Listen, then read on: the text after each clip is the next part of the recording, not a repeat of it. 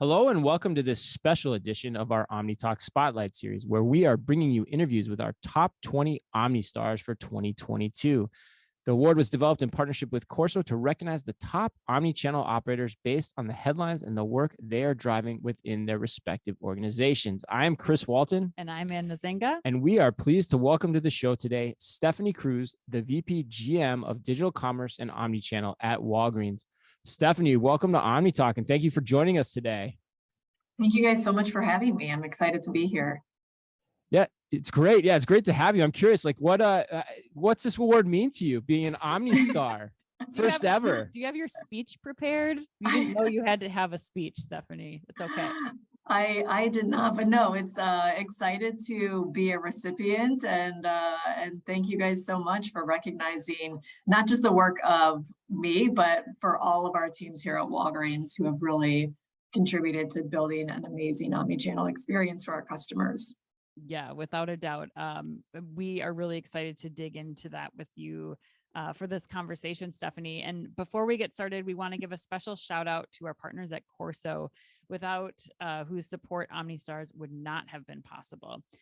Field leaders at over 25,000 US stores are getting personalized, prioritized daily actions through Quorso. It's radically simplifying work and helping them focus their store efforts, coach their teams, and see their immediate impact. Quorso is the one tool your field leaders need today. Learn more at Quorso.com. Okay, Stefanie, let's get to you. Let's learn a little bit about you and your background. I have been at Walgreens for nearly 11 years now. I actually started off my career in airlines and travel, having worked for American Airlines and Orbitz.com. Oh, wow. Okay. Yeah, I worked in pricing and revenue management, which actually has a lot of parallels to the digital world Right. and the work that I do now. So, think about, being able to see the reaction of the market firsthand when you change airfare, for example, really being very data-led, a lot of complexity in the operations, things moving very, very quickly. So moving from airlines and travel to retail was actually a pretty natural transition. Sure. It also gave me huge respect for customer experience. We've all had those experiences where you have a really amazing travel experience, and then some of those times when you maybe haven't had such a great travel experience, maybe in your recent history. And it is a really hard thing to nail from an airline's perspective because there's just so much complexity that goes into, operating a flight from point to point. And so Right. when I came to Walgreens, over 10 years ago, we were really investing in building out a best-in-class digital team. And so was really excited to take my passion for customer experience and a lot of work that I had done on sort of the more data and analytics side and bring it to this team. We have a fabulous office in the city where we've really worked to create a really strong tech hub within it, really bring in some of the best digital talent. And so over the course of my 10 years with Walgreens, have worked in several different roles on the digital side of our business, really leading up to the role that I'm in today, which is the VP of our digital commerce business. And Stefanie, explain that a little bit more too. Like, where does that begin and end? And you mentioned a lot of the teams that kind of you've worked on building up to this role, but what does that include at Walgreens? Yeah, 5 to 10 years ago, digital leaders were just overseeing a D2C P&L. Right. And the role has really kind of transformed to be much bigger in terms of managing end-to-end customer experience and really taking on different meanings depending on the type of organization that you work in. In the most formal sense, I oversee the P&L for e-commerce and our same-day offerings, such as pickup, same-day delivery, also partnerships with on-demand delivery apps, such as DoorDash, Instacart, Uber Eats, and Shipt. And more broadly, my role is really to champion the customer journey from a digital lens and really ensure that we have solutions for her to get what she wants, when she wants, and where she wants it, and to make sure that we create the happiest path for our customers in doing so. I'd also say broadly, myself and my team really serve as digital evangelists for the organization to really champion the role that digital can play in our customers and patients' lives. That's great. Stefanie, I'm curious too. And it's funny as we're doing these interviews with all the OmniStars, it's really interesting to me already, like how differently structured all of these different efforts are amongst the people that are doing them, quite honestly, pretty well. Um, Using typical like retailing parlance, merchandising, planning and allocation. I'm curious what under that falls into your P&L responsibility, or how is the structure coordinated there at Walgreens? Yeah, it's a great question. So under my team, we have site merchandising and Okay. site experience. We then have a team that does all of our site planning, web analytics, site optimization as well. And then also the planning and forecasting for the business and a lot of the sort of decision analysis that comes along with running a day-to-day digital P&L. And then we have a team that does all of our enablement from a customer and business lens. So Okay. really defining what are the capabilities that we need to invest in from a customer and team member standpoint, and partnering with product management and engineering to roll out those capabilities. They also oversee all of our partnerships with our third-party on-demand delivery partners, and really, ensure that we're driving a good experience there. Got it. Okay, so that helps give our audience an understanding of exactly how things lay out there.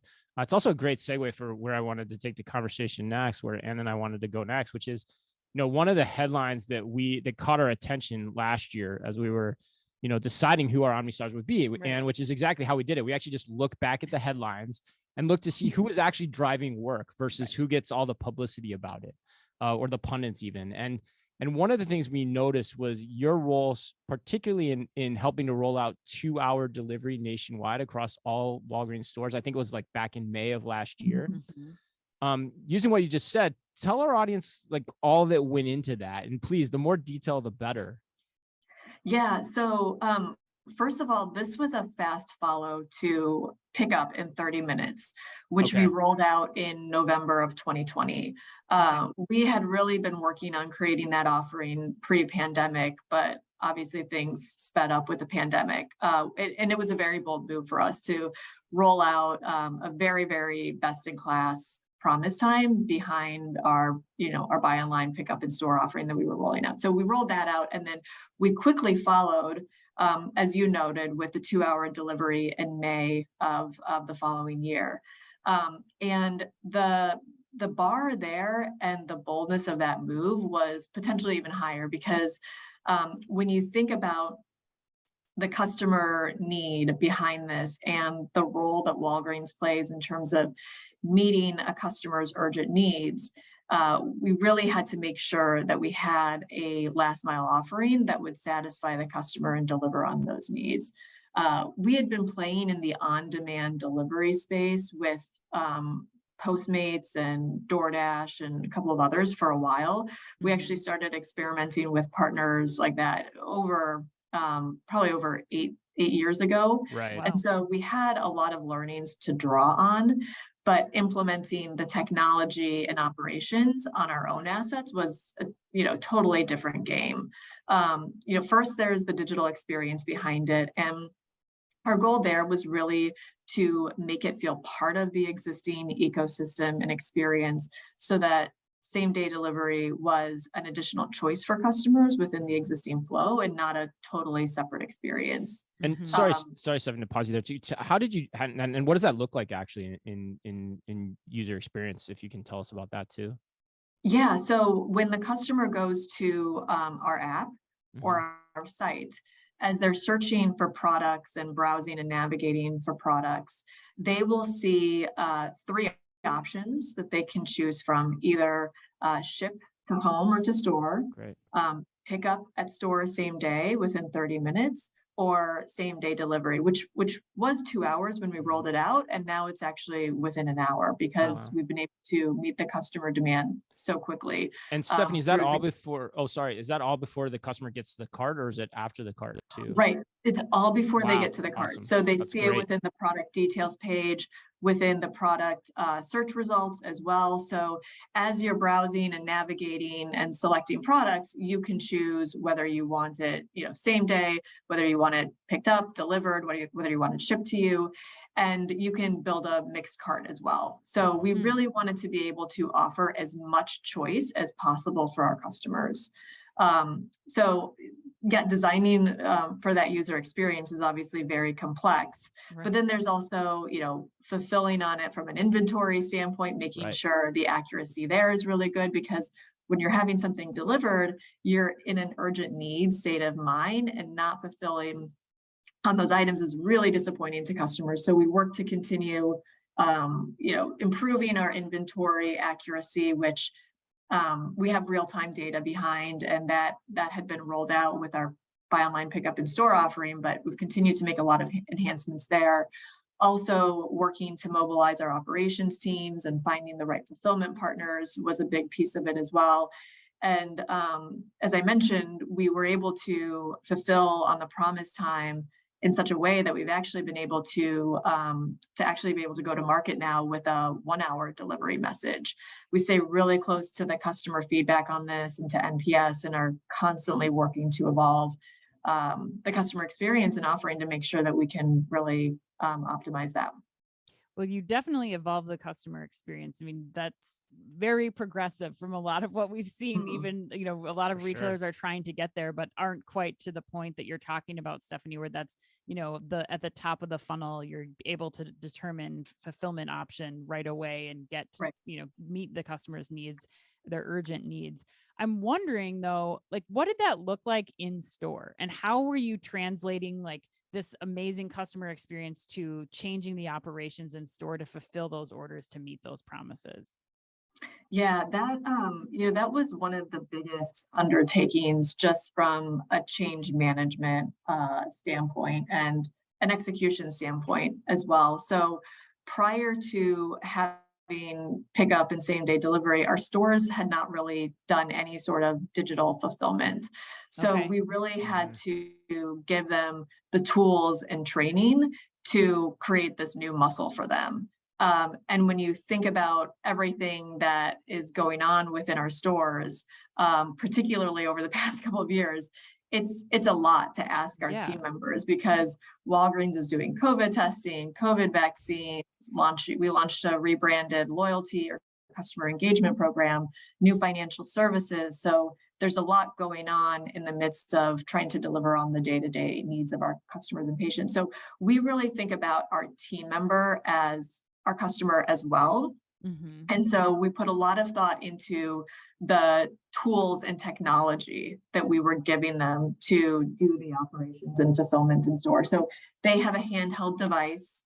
On that device, we have a team member app for our same day services. And we actually review all of the flows and the wireframes and user experience behind that as we're rolling out new features and enhancements for our customers as well, to think about how is this coming to life on the team members end, so that we can ensure that it's as seamless and frictionless for them as it is for our customers. So it's really making sure that we've got the full kind of 360 view of how something is being executed. And then we also put a lot of thought into the communications and training behind it as well, to ensure that they have the right training, and that we're really doing that on a frequent basis through newsletters and other vehicles.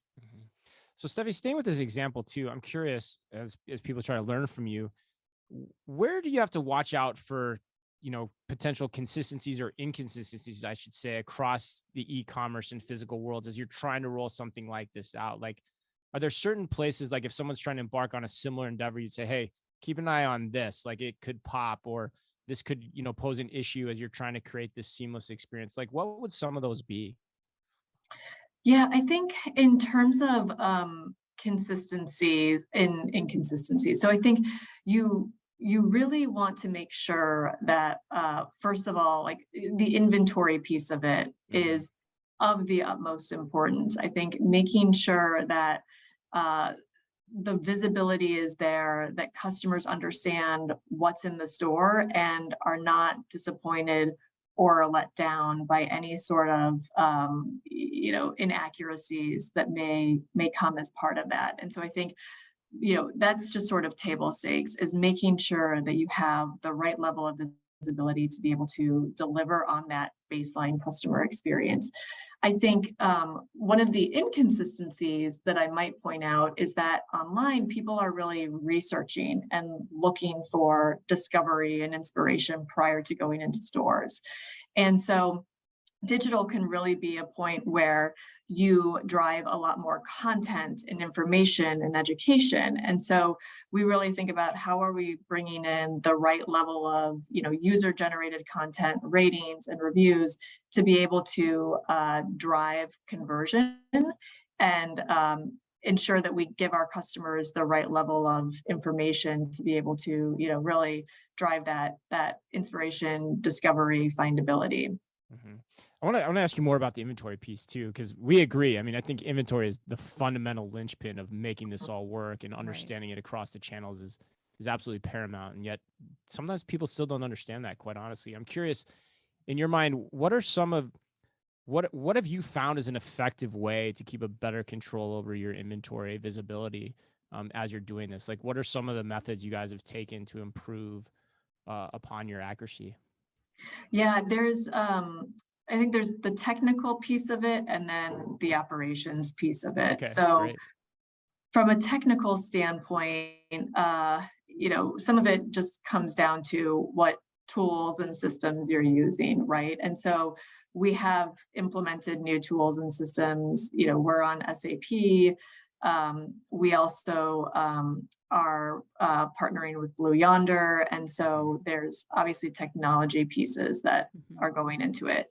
And we stay really on top of that. And there's the architecture behind how all of those things come together as well. So Right.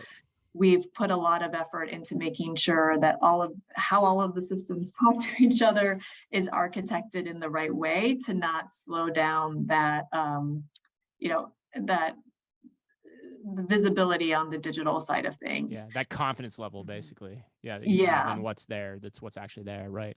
Right. Then there's also the operations piece of it. And we've worked to roll out new roles in store to actually drive inventory accuracy. And then there's also, processes and operations that our team members are taking on a day-to-day basis as a result of some of the kind of findings along the way as we've dug into where we've had challenges and what the root causes of those are.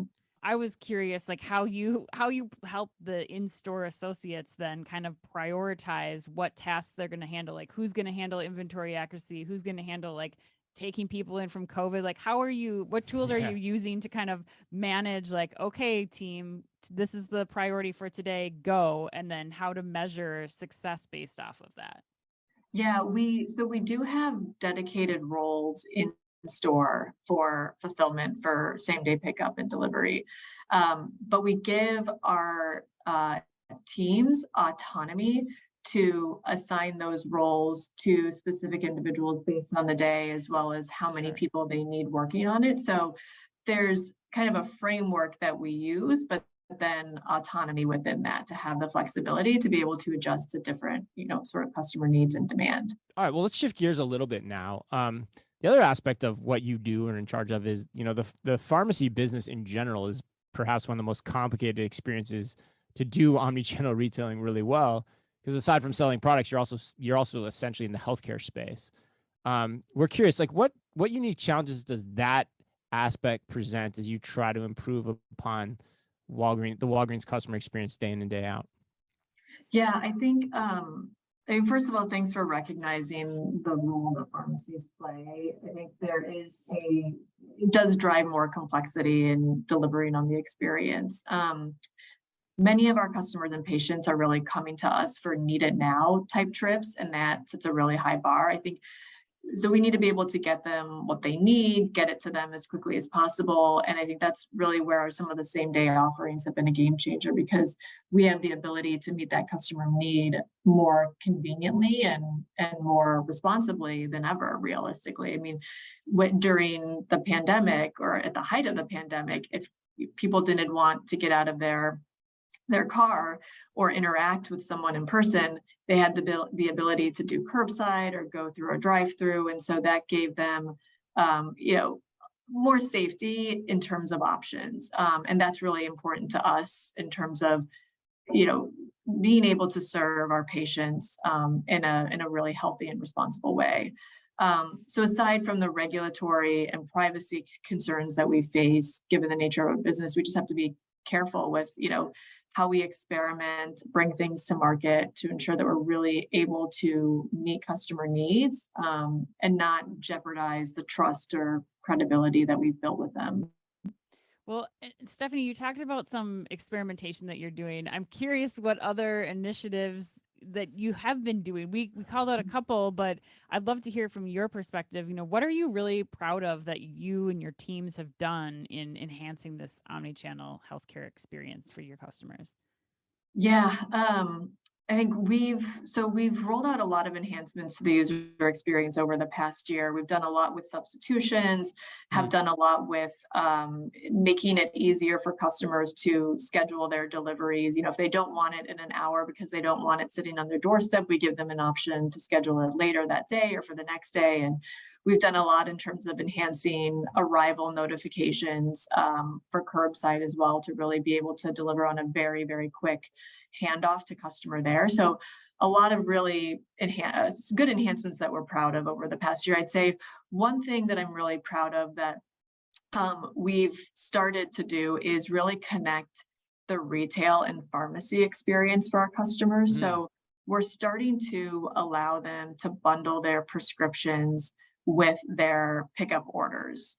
And what I mean by that is if someone is refilling a prescription digitally, and they also place an order for a retail pickup, they can have those it will all be bundled together for them in the pharmacy, ready for pickup. And they don't have to go to two separate points. They don't have to do their retail shopping separately. They can get it all together. It's something that our customers and patients have been asking for quite some time. Yeah. Right. And just allows us to serve them more seamlessly and holistically. So there will be more coming on that over the next year, but it really will help make it easier, particularly for our pharmacy patients, to meet all their needs. I love that. It's like being in store. It's truly taking the in-store experience of, like bringing the cough medicine up and the other things along with your prescription and like sneaking them in and saying, can I please pay for these all together? My kid's in the car, like And very Exactly. advantageous for the retailer. yeah, too. yeah. Yeah, and I mean, it sounds it sounds very intuitive and simple on the surface, but when you think about all of the technology and operations that actually go into delivering Absolutely. something like that, it's really, really complex. Well, that's what I want to ask you about, because I noticed you dropped a word in there that caught my attention. You said you're proud of it. I don't even know if you noticed that you said that, but I'm curious, what makes you so proud of something like that coming online? Like, is it the hard work and thinking back on everything that went into it, or what is it? Yeah, I think it's I mean, first of all, the complexity of meeting the customer need. I cannot understate how complex it is to kind of stitch together retail and pharmacy systems and operations, and to be able to recognize that we need to do that in order to meet our patient needs and make our patient lives even better. That's what makes me really proud, is that we as an organization have taken on a really challenging and hairy task in order to make our patient lives better. I think that you've given so many great examples of that, Stefanie, and I do really appreciate you going into the detail that you have today. This has been great. Yeah, so that people listening can truly understand just everything that's going into, especially, again, the incredibly complex challenges of bridging a pharmacy and a retail experience. I would love to close us up with a pay it forward. We're curious, Stefanie, who on the ground, as you're thinking about all these initiatives we've discussed, has been particularly instrumental in your work? Is there anyone like specific that you can think of out in the stores organization or on your team that you'd like to shout out to as being like best in class for helping deliver this experience for Walgreens customers? Yeah, our operations team has really been kind of the heroes behind the scene. In particular, Scott Haynes and James Lynn, who are our operations partners, specifically dedicated to driving the digital customer journey. And they have just been really, really good connective tissue to our field and in constant communication with our field leaders and team members on positives and negatives of the experiences that they're having fulfilling customer orders in stores, and in really doing focus groups with them to get feedback. So without their work, we would not be where we are. That's awesome. That's good stuff. That's why Stephanie's good stuff. She actually named names. Yeah. That's great. Like I I love it. love that. She took the right approach, the approach we love. So Yeah. well, hey Stephanie, I gotta imagine, because I learned a lot listening to you from this conversation. I know I'm sure Ann did too. If people want to get in touch with you, maybe pick your brain, learn more, as they're in their own retail organizations. That's why we do this, try to have OmniStars help other potential growing OmniStars in their organizations learn from one another. What's the best way for them to reach out to you and get in touch with you? Yeah, people are always welcome to reach out to me on LinkedIn. More than happy to gain additional connections and answer any questions or connect with anyone offline. Awesome. Awesome. All right. Well, hey, that wraps us up. Thank you again to Stefanie Kruse, the VP GM of Digital Commerce and Omnichannel at Walgreens. And again, one of the top 20 OmniStars Yes. for 2022 for sitting down with us today. And as always, to everyone listening, thanks for tuning in and be careful out there.